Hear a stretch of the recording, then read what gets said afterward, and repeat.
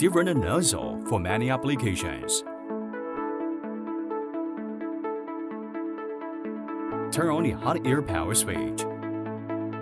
Set the temperature.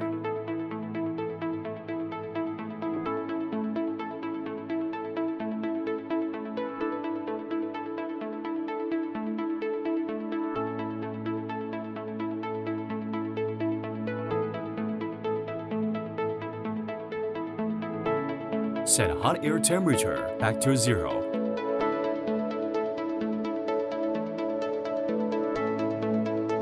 Turn off the power.